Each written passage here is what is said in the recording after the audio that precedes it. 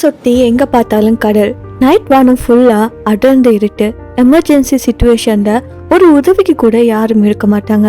So இப்படிப்பட்ட சிச்சுவேஷன்ல நீங்க 24 hours duty பண்ண வேணும்னு சொன்னா நீங்க பண்ணுவீங்களா?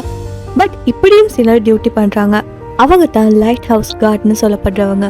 ஸோ இவங்களோட டியூட்டி என்ன, இவங்களோட டியூட்டிக்குள்ள இருக்கிற சில டார்க்கான சீக்ரெட்ஸ் என்ன, இதெல்லாம் தான் இந்த வீடியோல நம்ம எக்ஸ்பிளைன் பண்ண போறோம். ஸோ வாங்க வீடியோக்குள்ள போலாம்.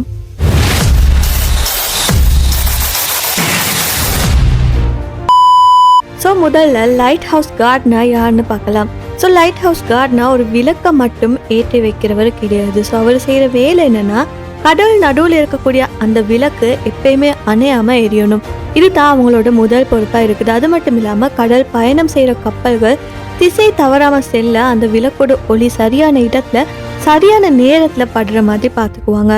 அது மட்டும் இல்லாமல் மழை, காற்று, புயல் இது மாதிரி ஆபத்தான காலநிலை வந்தால் இன்னும் அதிக கவனத்தோட அந்த விளக்கை பாதுகாப்பாங்க. ஏதாவது ஒரு அவசர நிலை ஏற்பட்டாலும் உடனடியாக நடவடிக்கை எடுக்கணும்னா அதுக்கு இவங்க தான் தயாராக இருக்கணும். ஸோ சிம்பிளாக சொன்னால் கடலில் போகிற கப்பல்களுக்கு பாதுகாப்பு முழுக்க முழுக்க இந்த சிங்கிள் பர்சனோட கையில் தான் இருக்குது. அண்ட் பெரும்பாலான கடற்கரை விளக்குகள் பார்த்தீங்கன்னா நகரங்களுக்குள்ளே இருக்காது. அது எங்கே இருக்குன்னா மனிதர்கள் இல்லாத தீவுகளில், கடற்கரையிலிருந்து ரொம்ப தூரத்தில் இருக்கக்கூடிய பாறைகள் மேலே, சில சமயம் கடலோட நடுவில் மட்டும் இருக்கக்கூடிய இடங்கள்ல தான் இருக்கும். ஸோ இந்த இடத்துக்கு போய் வாரதே மிகப்பெரிய கஷ்டம்னு சொல்லலாம். மழை பெய்கிற நேரம், பலத்த காற்று வீசுகிற நேரம், கடல் அலைகள் பெரிய சத்தத்தோட பாறைகளில் மோதி அடிக்கும். ஸோ அந்த சத்தம் இரவு நேரத்தில் மனுஷனுக்கு ஒரு மிகப்பெரிய ஸ்ட்ரெஸ்ஸை கிரியேட் பண்ணும். அது மட்டும் இல்லாமல் இரவு முழுக்க சுற்றிலுமே இருளாக தான் இருக்கும். எங்கே பார்த்தாலுமே கடல் மட்டும்தான் இருக்குது. எந்த விதமான மனிதனும் பார்க்க கிடைக்காது. அது மட்டும் இல்லாமல் செல்ஃபோன், நெட்வொர்க் இதெல்லாம் பல நேரம் சரியாக வேலை செய்யாது. ஒரு ஹெல்ப் வேணும்னா கூட ஒரு நாளில் இல்லைனா பல நாட்கள் கூட காத்திருக்க வேண்டிய நிலைமை வரும். விழுந்தாலோ இல்லைனா காயம் ஏற்பட்டாலோ உடனடியாக சிகிச்சை கிடைக்காது. புயல் வந்தாலும் சரி தனியாக தான் சமாளிக்கணும்.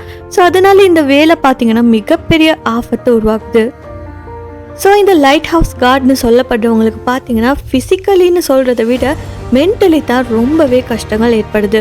நாளுக்கு நாள் பேசிக்கொள்ள ஒரு மனிதன் கூட இருக்க மாட்டாங்க. சுற்றிலும் ஒரே இடம், ஒரே காட்சி, ஒரே சத்தம், அந்த கடல் அலைகளோட சத்தம் மட்டும்தான். ஸோ காலையில் எழுந்தாலும் சரி, இரவு தூங்கினாலும் சரி, அதே தனிமா, அதே அமைதி. சில நேரங்களில் அந்த அமைதி பார்த்தீங்கன்னா மனசுக்கு மிகப்பெரிய ஃபியர் உருவாக்கும். பல நாட்கள், சில சமயம் பல வாரங்கள் கூட யாரையுமே நேரில் பார்க்காததால தனிமையாகவே இருக்க வேண்டிய நிலைமை வரும். ஸோ இந்த மாதிரி ஒரு வாழ்க்கையை நம்ம கண்டினியூஸாக பண்ணிக்கிட்டு போகிறப்ப நம்ம லைஃப்பில் மிகப்பெரிய ஸ்ட்ரெஸ்ஸை இது உருவாக்கும். ஸோ அதனால தான் பல காவலர்கள் பார்த்தீங்கன்னா ஸ்ட்ரெஸ்ஸுக்குள்ளாகி இருக்காங்கன்னு சொல்லப்படுது.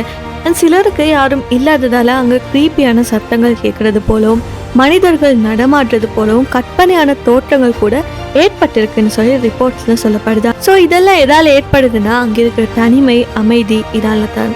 அதனால இன்றைக்கு இருக்கிற காலகட்டத்தில் பல நாடுகள் பார்த்தீங்கன்னா மனிதர்களை அங்கே வச்சிருக்காம தானாக இயங்கக்கூடிய கடற்கரை விளக்குகளை பயன்படுத்த தொடங்கியிருக்காங்க. ஸோ இது மனிதனோட உயிரையும் மனிதனோட மனநலத்தையும் பாதுகாக்க எடுத்த முடிவாக இருக்குது. ஸோ இவ்வளோ கஷ்டப்பட்டு வேலை செய்கிறவங்களுக்கு சேலரி எப்படி இருக்குன்னு பார்த்தீங்கன்னா அதுவுமே ஒவ்வொரு நாட்டுக்கும் வெவ்வேறாக மாறுபடுன்னு தான் சொல்லலாம்.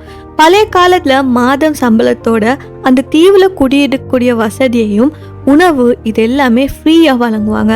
ஆனால் இப்போ காலம் மாறி போனதால பல நாடுகளில் ஷிஃப்ட் சிஸ்டத்தை வச்சுருக்காங்க. இல்லைனா தொலைவில் இருந்து கண்காணிக்கக்கூடிய முறையை பயன்படுத்துகிறாங்க. ஆனால் இன்னும் சில இடங்களில் பார்த்தீங்கன்னா இந்த தனிமையான கடற்கரை விளக்குகளில் மனித காவலர்களை தான் வேலைக்கு வச்சுருக்காங்க. சரியான கவனம், பாதுகாப்பு அது மட்டும் இல்லாமல் எக்ஸ்பீரியன்ஸ் கொண்டவங்க மட்டும்தான் இந்த கடல் நடுவில் தனிமையில் வேலை செய்ய முடியும்னு ஒரு ரூலை போட்டிருக்காங்க.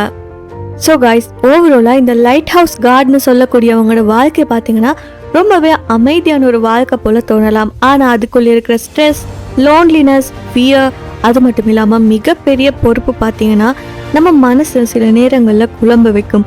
ஸோ நீங்கள் என்ன நினைக்கிறீங்க? இந்த வேலை உங்களால் செய்ய முடியுமா முடியாதா? கமெண்ட்டில் சொல்லுங்கள். இந்த வீடியோ பிடிச்சிருந்தா மறக்காம இந்த வீடியோவை லைக் பண்ணி ஷேர் பண்ணி மறக்காம நம்ம யூடியூப் சேனலையும் சப்ஸ்கிரைப் பண்ணிக்கோங்க.